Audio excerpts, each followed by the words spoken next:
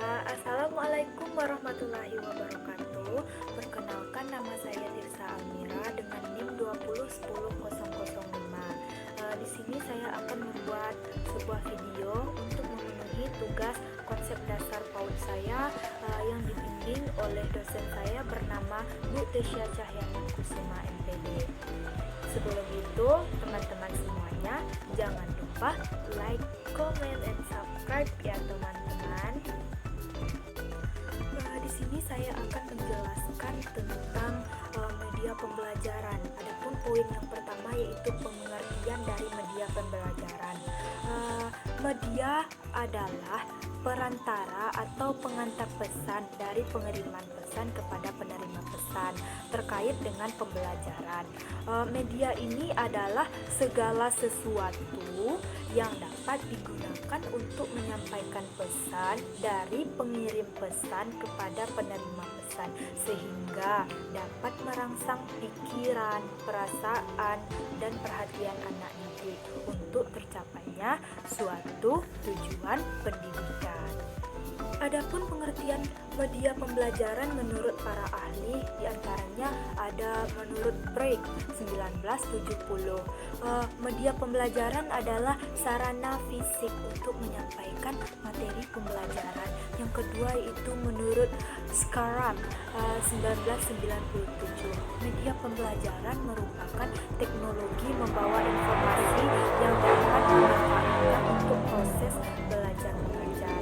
Dan yang terakhirnya adalah Hamid Jojo dan Letu Heru 1993. Dia mengemukakan bahwa media itu adalah semua bentuk perantara yang digunakan oleh manusia untuk menyampaikan atau menyebarkan ide, gagasan, atau pendapat, sehingga ide atau pendapat yang dikemukakan itu sampai kepada penerima yang dituju.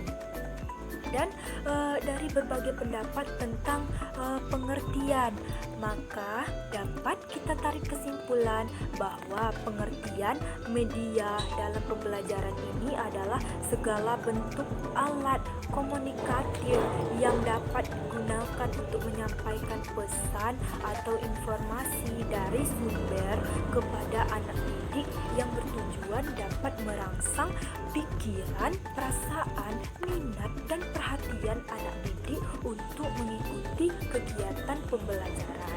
Dan selanjutnya yaitu jenis media pembelajaran anak usia dini. Yang pertamanya yaitu ada media audio. Media audio ini adalah sebuah media pembelajaran yang mengandung pesan-pesan dalam bentuk audiotif atau pendengaran serta mengandung kemampuan suara saja seperti radio dan kaset. Untuk pendidikan anak usia dini, media ini dapat digunakan untuk memutar sebuah cerita ataupun lagu-lagu untuk anak-anak. Melalui media ini, anak diperintah untuk menyimak dan mendengar atau bahkan meniru cerita atau lagu-lagu yang diputarkan oleh seorang guru yang sedang mengajarnya. Dan yang selanjutnya adalah manfaat dari audio ini untuk anak usia dini adalah dapat merangsang perkembangan imajinasi dan perkembangan bahasanya. Oleh karenanya dapat memanfaatkan media audio dengan baik. Media ini harus dipersiapkan secara maksimal seperti besar kecilnya volume suara serta intonasi suara yang diperdengarkan. Intinya adalah seorang anak dapat menangkap dan memahami suara yang didengarnya, baik itu cerita maupun lagu anak-anak. Yang kedua yaitu media visual. Media visual ini adalah media yang hanya mengandalkan indera penglihatan. Itu bentuk media visual ini adalah seperti media garis dan media proyeksi. Media garis ini adalah media visual yang mengomunikasikan antara fakta dan data yang berupa gagasan atau kata-kata verbal visual dengan gambar seperti poster, kartun, dan komik. Sedangkan media proyeksi adalah media proyektor yang mempunyai unsur cahaya, lensa, atau cermin, misalnya HP, slide, dan slime strip. Dibandingkan dengan media audio, media visual ini tentu lebih baik untuk digunakan sebagai media pembelajaran, khususnya bagi anak usia dini. Dengan menggunakan penglihatannya, seorang anak akan dapat mengetahui persis tentang suatu yang dipelajarinya. Hanya saja bagi anak yang memiliki keterbatasan dalam penglihatan, media ini kurang diterapkan dalam pembelajaran. Dan yang ketiga yaitu ada media audio visual, di mana media audio visual ini adalah media yang mempunyai unsur suara dan unsur gambar. Jenis media ini dibedakan menjadi dua. Yang pertamanya yaitu audio visual yang diam, yaitu media yang menampilkan suatu suara dan gambar diam seperti film bingkai, film rangkai suara, dan cetak suara. Dan yang keduanya yaitu audio visual gerak, yaitu media yang dapat menampilkan suara dan gambar yang bergerak seperti film suara dan video kaset. Dan yang keempatnya yaitu penggunaan alat peraga dalam kegiatan pembelajaran bagi anak usia dini hendaknya disesuaikan dengan kebutuhan anak berdasarkan pertumbuhan dan perkembangan serta alur dunia anak adalah dunia bermain anak. Dan yang kelimanya yaitu selaras dengan hal tersebut, ada dua jenis media pembelajaran anak usia dini, yaitu yang pertamanya adalah media lingkungan, di mana lingkungan ini adalah suatu tempat atau suasana keadaan yang dapat mempengaruhi pertumbuhan dan perkembangan seseorang anak. Artinya, media lingkungan ini ialah dalam proses pembelajaran anak-anak dikenalkan atau dibawa ke suatu tempat yang dapat mempengaruhi pertumbuhan dan perkembangan terhadap anak tersebut. Yang keduanya yaitu media permainan. Media permainan merupakan media yang sangat disukai oleh anak-anak, di mana permainan ini ialah suatu benda yang dapat digunakan peserta didik sebagai sarana bermain dalam rangka mengembangkan kreativitas dan segala potensi yang dimiliki anak. Media permainan ini dapat berupa puzzle, ayunan, dakon, dan lain sebagainya. Prinsip penggunaan sebagai media pembelajaran ini adalah permainan tersebut mempunyai unsur keamanan dan kenyamanan bagi anak. Ketika memilih permainan yang digunakan sebagai alat peraga, pendidik atau orang tua haruslah melihat unsur edukatif pada permainan tersebut. Adapun unsur edukatif yang terdapat alat peraga adalah sebagai berikut. Yang pertamanya adalah unsur gerak motorik atau gerak fisik, ialah unsur yang melatih kemampuan, daya tahan, kekuatan, keterampilan, dan ketangkasan pada anak. Dan yang keduanya yaitu afeksi atau perasaan, biasanya dapat dilatih melalui emosional anak dengan menggunakan alat peraga secara bersama-sama. Dan yang ketiganya itu ada kognitif, yaitu kecerdasan otak. Dan yang keempatnya adalah spiritual atau budi pekerti. Unsur spiritual ini biasanya melibatkan kehalusan, kelembutan, dan semangat terdalam dari hidup seseorang. Dan yang kelimanya adalah keseimbangan ataupun kesempurnaan hidup, di mana ialah memiliki manfaat positif baik dalam jangka waktu pendek maupun dalam jangka waktu panjang. Poin yang ketiganya yaitu pemilihan media pembelajaran anak usia dini. Setelah kita mengetahui pengertian dari media, kita juga harus mengetahui pengertian dari pemilihan media, yaitu memilih atau memilah bahan ajar mana yang sesuai dan mana yang tidak sesuai.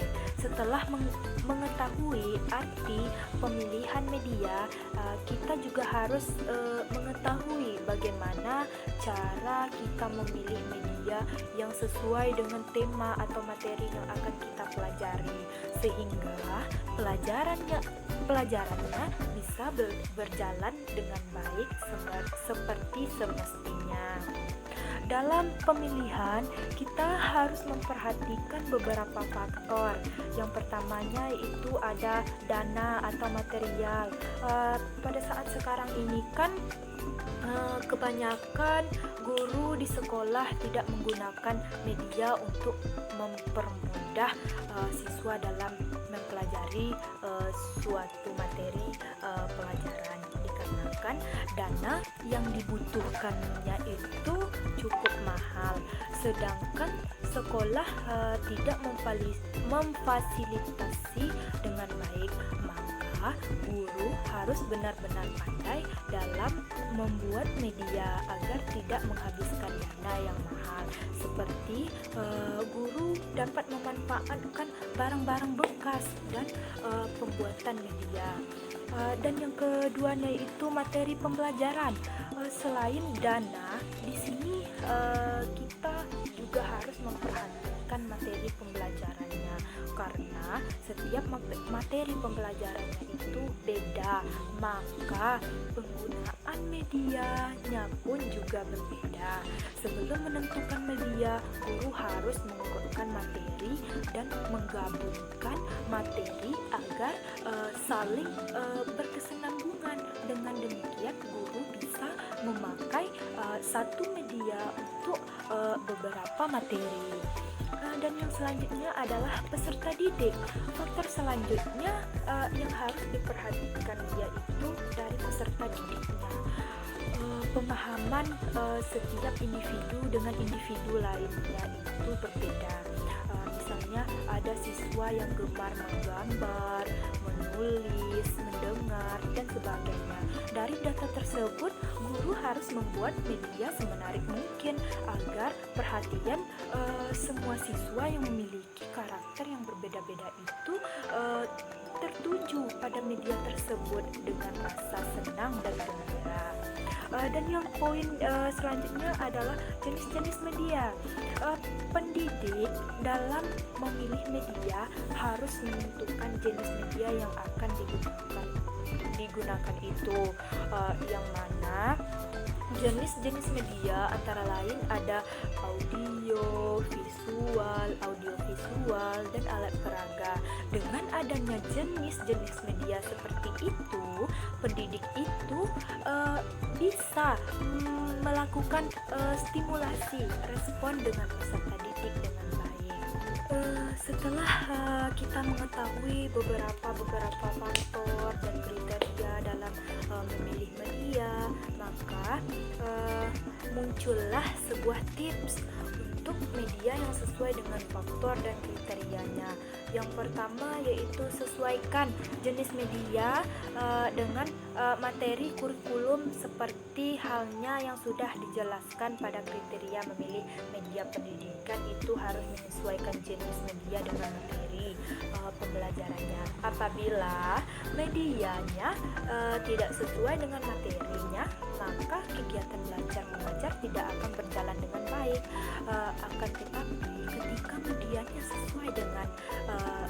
Akan tetapi ketika medianya sesuai, maka kegiatan belajar mengajar bisa berjalan dengan baik dan bisa mencapai tujuan awalnya. Dan selanjutnya yaitu keterjangkauan dalam pembiayaan. Ketika pendidik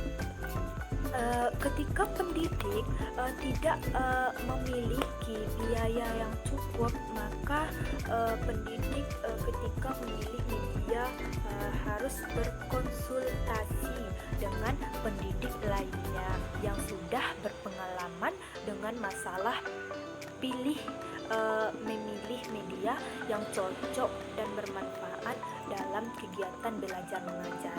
Dan yang selanjutnya yaitu ketersediaan perangkat keras untuk memanfaatkan media pembelajaran. Di setiap jenjang sekolah pasti ada pembelajaran yang namanya pembelajaran komputer. Ketika ada pembelajaran komputer atau biasa dikenal dengan teknologi informasi dan komunikasi, tetapi sekolah tidak memiliki fasilitas komputer buat peserta didiknya belajar, maka tidak ada manfaatnya pemilihan media pembelajaran tersebut. Jadi perangkat keras sangatlah bermanfaat untuk menyeimbangi media pembelajaran yang telah dirancang oleh pendidik sebelum melaksanakan kegiatan belajar mengajar. Dan yang selanjutnya adalah ketersediaan media pembelajaran.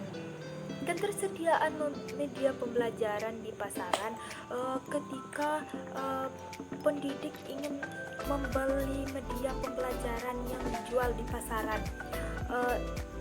penuhi ketersediaan perangkat keras terlebih dahulu untuk memfasilitasi kelas guna membantu kegiatan belajar mengajar, karena media pembelajaran yang dijual di pasaran itu biasanya sulit untuk dipahami oleh peserta didik.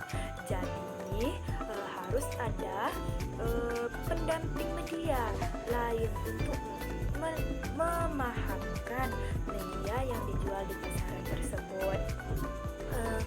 Kemudahan dan manfaatnya media pembelajaran setelah semuanya sudah teratasi, yaitu ada apa yang harus dilakukan oleh pendidik, yaitu memilih media yang mudah untuk dipahami oleh peserta didik dan mudah digunakan untuk mencapai tujuan suatu pembelajaran. Jadi kesimpulan yang dapat kita ambil di sini merupakan media itu merupakan media pembelajaran merupakan media yang penyampai informasi atau pesan yang digunakan untuk memperjelas suatu materi yang akan disampaikan. Jenis-jenis media pembelajaran dapat dikelompokkan berdasarkan 3 unsur pokok, yaitu ada unsur suara, unsur visual, dan gerak. Terus berdasarkan 3 unsur tersebut ada beberapa, yaitu media audio, media visual, dan media audio visual. Pemilihan media yaitu memilih atau memilah bahan ajar mana yang sesuai dan mana yang tidak sesuai. Setelah mengetahui arti pemilihan media, kita juga harus mengetahui bagaimana cara media yang sesuai dengan tema materi yang akan kita pelajari, sehingga pembelajaran bisa berjalan dengan baik.